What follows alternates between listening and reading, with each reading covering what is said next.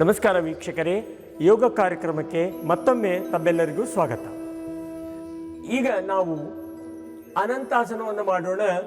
ವಿಷ್ಣು ವೈಕುಂಠದಲ್ಲಿ ಈ ಒಂದು ಸ್ಥಿತಿಯಲ್ಲಿ ಇರ್ತಾನಂತೆ, ಮಲಗಿರ್ತಾನಂತೆ. ಇದನ್ನು ಮಾಡೋದ್ರಿಂದ ಹೆಣ್ಣುಮಕ್ಕಳಿಗೆ ಬಹಳ ಒಳ್ಳೆಯದು. ಕಾಲುಗಳ ನೋವು ವಾಸಿ ಆಗ್ತದೆ, ಬೊಜ್ಜು ಕರಗ್ತದೆ, ಸೊಂಟದ ಪಕ್ಕದ್ದು. ಈಗ ಮೊದಲಿಗೆ ನಿಧಾನವಾಗಿ ಬಲಗಡೆ ತಿರುಗಿ ಮಲಗಿ,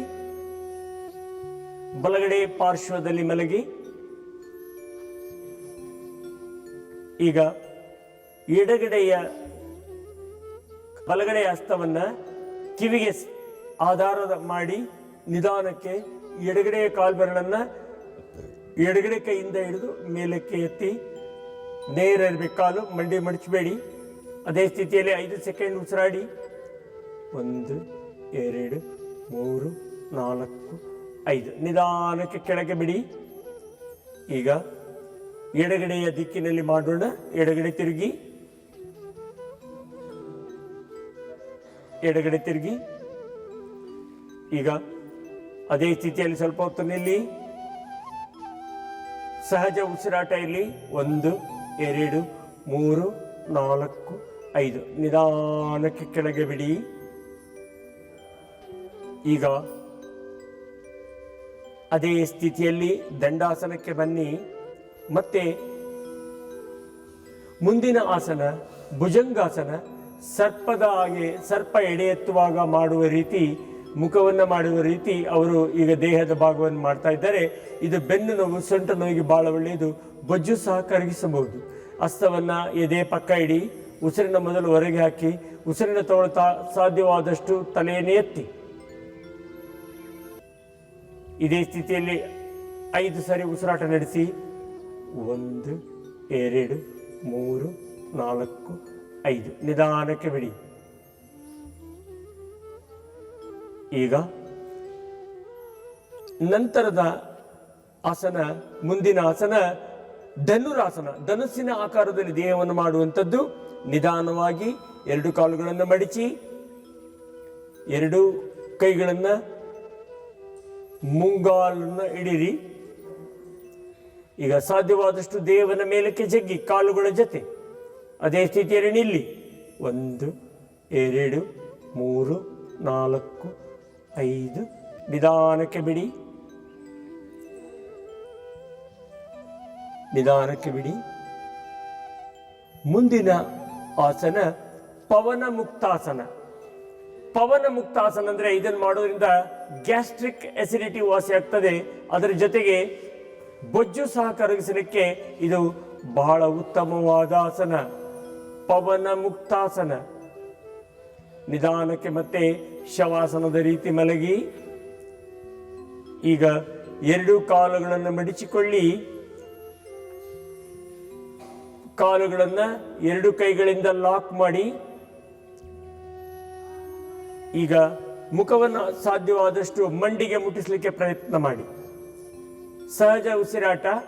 1 2 3 4 5 ನಿಧಾನಕ್ಕೆ ವಾಪಸ್ ಬನ್ನಿ. 2 ಕಾಲುಗಳನ್ನು ಬಿಡಿ. ದೇಹ ಸೀದಾ ಮುಂದೆ ತಿರುಗಿ ಕುಳಿತುಕೊಳ್ಳಿ. ಈಗ ಕೆಲವು ಮುಖ್ಯವಾದ ಪ್ರಾಣಾಯಾಮಗಳನ್ನು ಮಾಡೋಣ. ಮೊದಲಿಗೆ ನಾಡಿ ಶುದ್ಧಿ ಪ್ರಾಣಾಯಾಮ. ಇಲ್ಲಿ ಆಯುರ್ವೇದ ಮತ್ತು ಯೋಗಶಾಸ್ತ್ರದ ಪ್ರಕಾರ 72,000 ನಾಡಿಗಳಿರುತ್ತೆ, ಅಂದರೆ ರಕ್ತನಾಳಗಳು.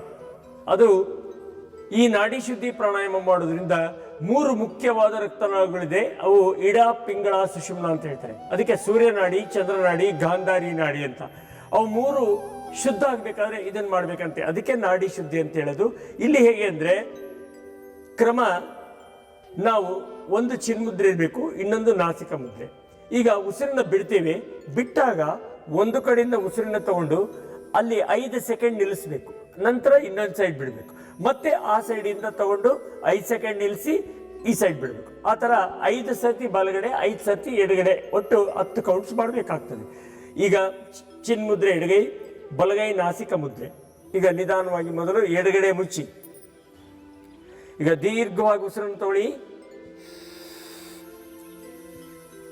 ಅಲ್ಲಿ ಒಳಗೆ ಉಸಿರನ್ನ ನಿಲ್ಲಿಸಿ 5 ಸೆಕೆಂಡ್. 1 2 3 4 5.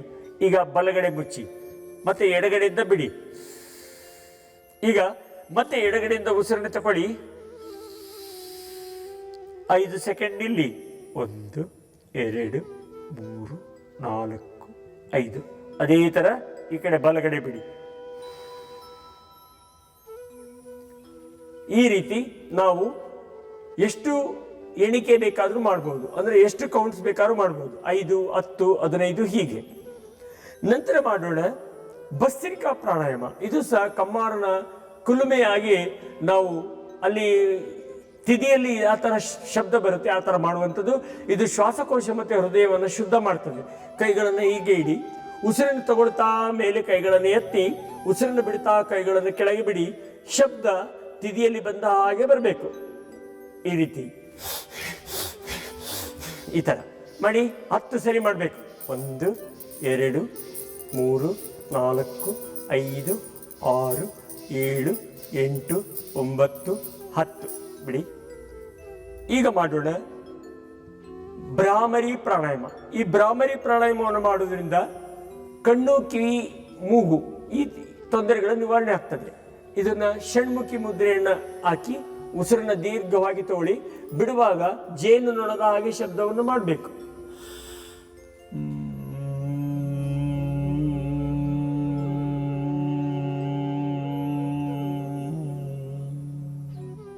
ಇನ್ನು 2 ಸಾರಿ.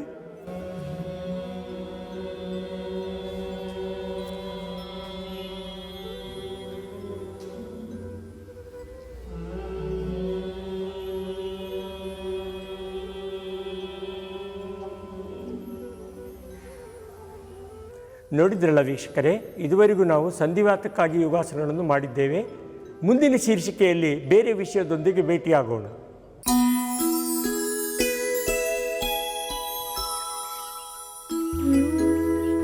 ನಮಸ್ಕಾರ ವೀಕ್ಷಕರೇ, ಇಂದಿನ ಯೋಗ ಕಾರ್ಯಕ್ರಮದಲ್ಲಿ ಯೋಗ ನೃತ್ಯವನ್ನು ನೋಡೋಣ.